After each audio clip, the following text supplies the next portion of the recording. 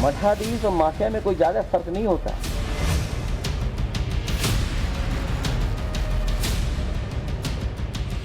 मठाधीश बांटेंगे और काटेंगे, क्या ये बात मौलवियों के बारे में बोली जा सकती? क्या ये बात पादरियों के बारे में बोली जा सकती है?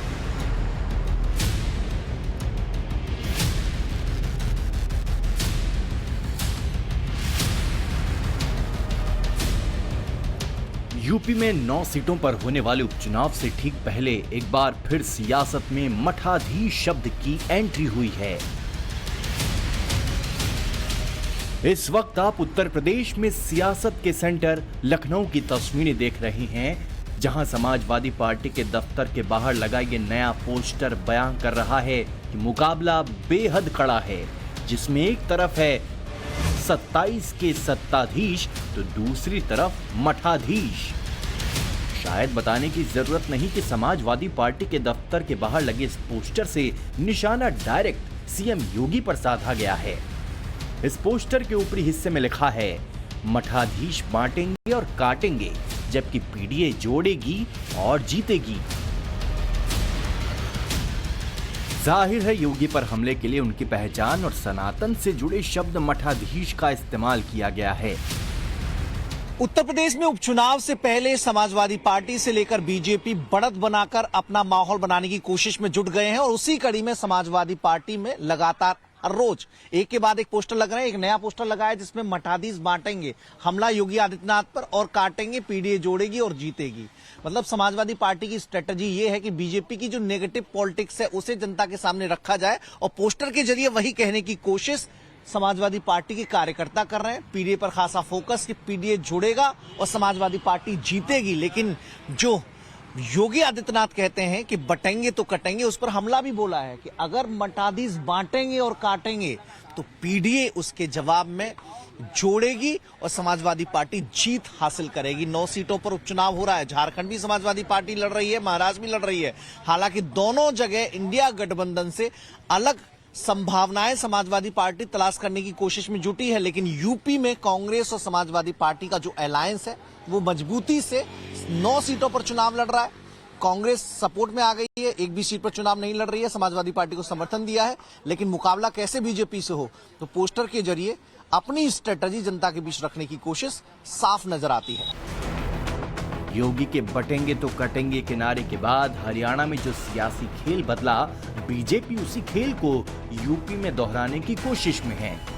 यूपी, झारखंड या फिर महाराष्ट्र, हर जगह बीजेपी की लाइन यही है, बटेंगे तो कटेंगे।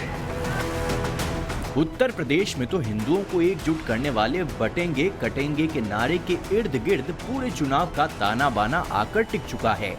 योगी का ये नारा दूसरे दलों के लिए कैसे सिरदर्दी बन चुका है, आप उसे इसी बात से समझिए कि इस नारे की काट के लिए पोस्टर पर पोस्टर, स्लोगन पर स्लोगन लेकर आ रही है।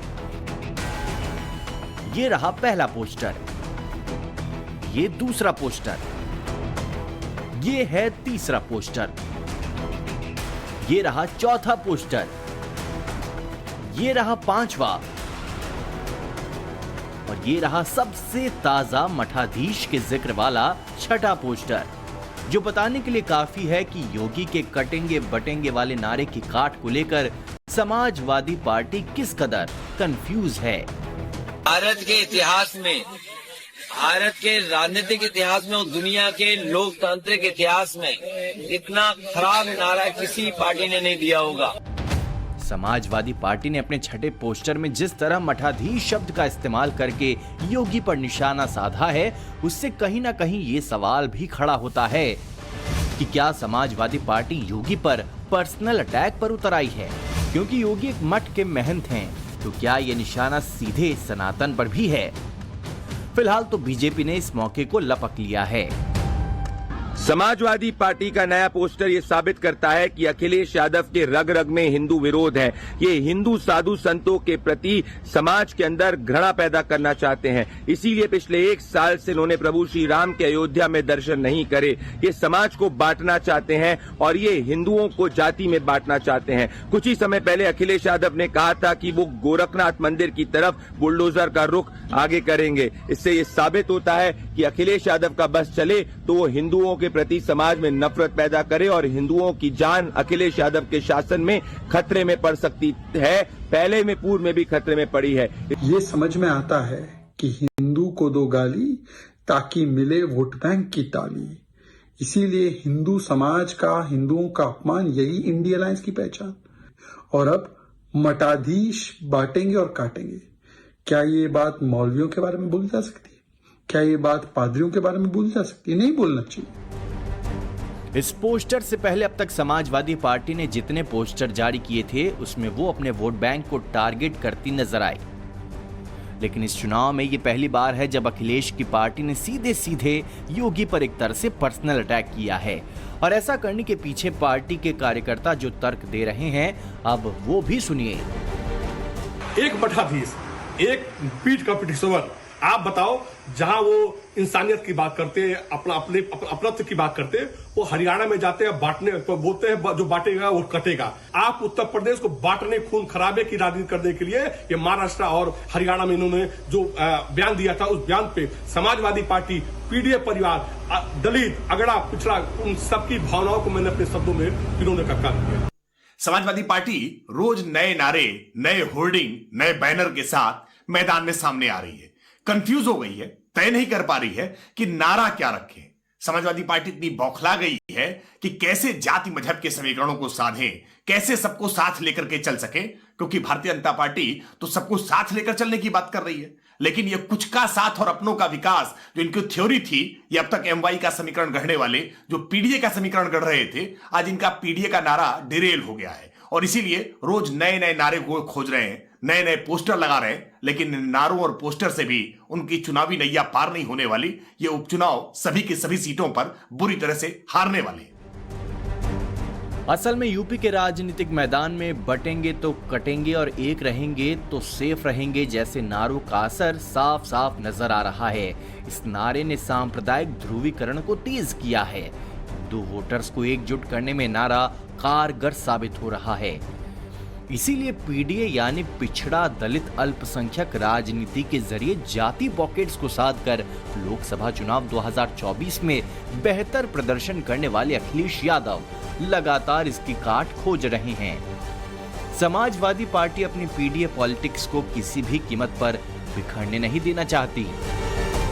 भारतीय जनता पार्टी की तो हमेशा नीति रही है और रीत रही और नीति रही कि समाज को बांटने का। और ये तो अंग्रेजों के जमाने में था, डिवाइड एंड रूल, बांटो राज करो। तो भारतीय जनता पार्टी का वही फार्मूला, वही एजेंडा चल रहा है, लेकिन ये समाज को बांट नहीं पाएंगे, देश को नहीं बांट पाएंगे। अखिलेश कटेंगे या बटेंगे की काट ढूंढने में कितने कामयाब हो पाएंगे, आने वाले दिनों में कौन सा पोस्टर या स्लोगन लेकर आएंगे, इसके बारे में अभी तो कुछ नहीं कहा जा सकता। लेकिन इस पोस्टर वॉर के बीच बीएसपी सुप्रीमो मायावती अपना नया फॉर्मूला लेकर जरूर आ गई हैं। योगी के बटेंगे तो कटेंगे, अखिलेश के जुड़ेंगे तो जीतेंगे के फॉर्मूले के बरक्स बहन जी ने नारा दिया है कि बीएसपी से जुड़ेंगे तो आगे बढ़ेंगे, सुरक्षित रहेंगे। मायावती ने बीजेपी और समाजवादी पार्टी दोनों पर हमला करते हुए कहा कि नारों और पोस्टर्स की आड़ में जनता को गुमराह किया जा रहा है। अब बीजेपी बटेंगे तो कटेंगे और सपा एंड कंपनी के लोग क्या कह रहे हैं, जुड़ेंगे तो जीतेंगे। इन नारों को प्रचारित करने व इनकी पोस्टरबाजी आदि भी खूब करने में लगी है,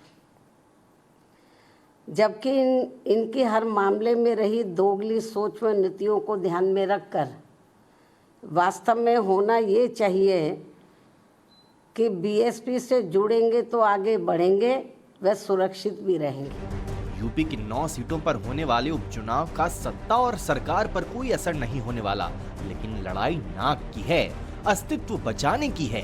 फिर वो चाहे योगी हों, अखिलेश, मायावती या फिर आरएलडी के जयंत चौधरी। सबसे पहले बीएसपी की बात करें तो पार्टी का ग्राफ दिन ब दिन गिरता जा रहा है। 2022 के विधानसभा चुनाव में एक सीट पर बसपा सिमट गई, तो 2024 के लोकसभा चुनाव में खाता तक नहीं खुला है। बीएसपी सुप्रीमो मायावती के लिए सबसे बड़ी चिंता का सबब ये है कि यूपी में बीएसपी का वोट बैंक गिरकर अब 10% के नीचे आ गया है। गैर जाटव दलित वोट बैंक पार्टी से लगातार छिटकते जा रहे हैं और इतना ही नहीं, जो जाटव वोट बैंक था वो भी अब पार्टी से दूर होता जा रहा है। जाहिर है कि उपचुनाव बीएसपी के लिए बेहद महत्वपूर्ण है। दूसरी बात ये भी है कि लगभग 14 सालों के बाद बीएसपी कोई उपचुनाव लड़ रही है। इसके पहले साल 2010 के उपचुनाव में पार्टी को जीत मिली थी। यानी एक तरह से मायावती के सामने 14 साल की सियासी वनवास को तोड़ने की चुनौती है। मायावती ने सभी 9 सीटों पर अपने उम्मीदवार उतारे हैं, जिनमें 2 मुस्लिम, 3 ब्राह्मण, 1 दलित, 1 ठाकुर और 2 ओबीसी प्रत्याशी शामिल है। वहीं अखिलेश यादव की बात करें तो लोकसभा चुनाव में 37 सीटों की शानदार जीत के बाद समाजवादी पार्टी राज्य की सबसे बड़ी पार्टी बनकर सामने आई है। इसके अलावा कांग्रेस ने समाजवादी पार्टी के लिए खुला मैदान छोड़ रखा है। जाहिर अखिलेश के सामने अभी नहीं तो कभी नहीं वाली सिचुएशन है। लोकसभा की जीत का रंग फीका ना पड़े, इसलिए अखिलेश के सामने कम से कम करहल, कटेहरी, सीसामऊ और कुंदर की इन 4 सीटों पर दबदबा बनाए रखने की चुनौती है, जिसके लिए वो एक बार फिर पिछड़ा, दलित और अल्पसंख्यक यानी पीडीए फॉर्मूले को लेकर ही आगे बढ़ रहे हैं। इसका सबूत है 9 सीटों पर खड़े किए गए उनके उम्मीदवार। 9 सीटों की लड़ाई में अखिलेश ने सबसे ज्यादा 4 मुस्लिम उम्मीदवार उतारे हैं। इसके साथ ही 3 सीटों पर ओबीसी उम्मीदवारों को टिकट दिया गया है। वहीं 2 दलित उम्मीदवार मैदान में हैं। पीडीए परिवार वो है जो सामाजिक न्याय की लड़ाई को आगे बढ़ाना चाहता है। ये पीडीए परिवार वो है सामाजिक सद्भाव को आगे बढ़ाना, जो लोकतंत्र, संविधान, बाबा साहब भीमराव अम्बेडकर जी का और लोहिया गांधी के देश को जो खराब कर रहे हैं उनको बचाने वाला ये है। जो भाईचारा कोई बचा रहा है तो आज पीडीए परिवार के लोग भाईचारा बचा रहे हैं। बीजेपी की नजर अखिलेश की खाली की गई सीट करहल पर है। जातिगत गणित के हिसाब से करहल सीट समाजवादी पार्टी का गढ़ रही है। अखिलेश ने साल 2022 में करहल को अपनी कर्म भूमि बनाया था और अब अपने भतीजे तेज प्रताप यादव पर भरोसा जताया है। बीजेपी ने समाजवादी किले में सेंध लगाने के लिए अनुजेश यादव को मैदान में उतारा है, जो अखिलेश के सैफई परिवार के रिश्तेदार हैं। समाजवादी पार्टी की स्थापना के बाद से ही करहल पर सपा का एक छत्र राज रहा है। सन 1993 से लेकर अब तक यहां पर 7 विधानसभा चुनाव हुए, जिसमें 6 में पार्टी को जीत मिली। एक बार समाजवादी पार्टी को हार का सामना करना पड़ा। ये वक्त 2002 का था, जब बीजेपी ने सपा के उम्मीदवार को शिकस्त देकर मुलायम सिंह यादव के गढ़ में पहली बार कमल खिलाया था। बीजेपी भी जाति की राजनीति को बखूबी समझ रही है। जयंत चौधरी की आरएलडी को मीरापुर वाली सीट देने के बाद बीजेपी जिन 8 सीटों पर लड़ रही है, उसमें अखिलेश के पीडीए की काट के लिए उसने भी सबसे ज्यादा 4 ओबीसी उम्मीदवारों को टिकट दिया है। इसके अलावा 3 सवर्ण और 1 दलित को भी प्रत्याशी बनाया है। ये चुनाव योगी के लिए भी अग्नि परीक्षा की तरह है, क्योंकि दाग अयोध्या की हार को धोने का है, बदला लोकसभा चुनाव में मिली शिकस्त का लेना है। जाहिर है योगी फुल फॉर्म में है। टारगेट हिंदू वोटों को जातियों में बंटने से रोकने का है। कोई जाति के नाम पे बांट रहा है, कोई क्षेत्र के नाम पे बांट रहा है, कोई भाषा के नाम पे बांट रहा है, कोई अव्यवस्था पैदा कर रहा है। याद करना, ये बांटने वाले तत्व, इनमें रावण और दुर्योधन का ही डीएनए इसमें काम कर रहा है। ये वही काम कर रहे हैं जो त्रेता युग में रावण ने किया था। यूपी में उपचुनाव 13 नवंबर को है, मतलब तूफानी प्रचार का काउंटडाउन शुरू हो चुका है। 9 सीटों पर बड़े नेताओं की बड़ी रैलियां होंगी। मठाधीश और सत्ताधीश के भी बड़े वार पलटवार होंगे। जनता बटेंगे कटेंगे पर मुहर लगाएगी जीतेंगे जुड़ेंगे को सराहेगी या मायावती का खोया रुतबा दोबारा वापस दिलाएगी? इसका सस्पेंस 23 नवंबर को नतीजे आने के बाद खत्म होगा। Bureau report, times now Navbharat.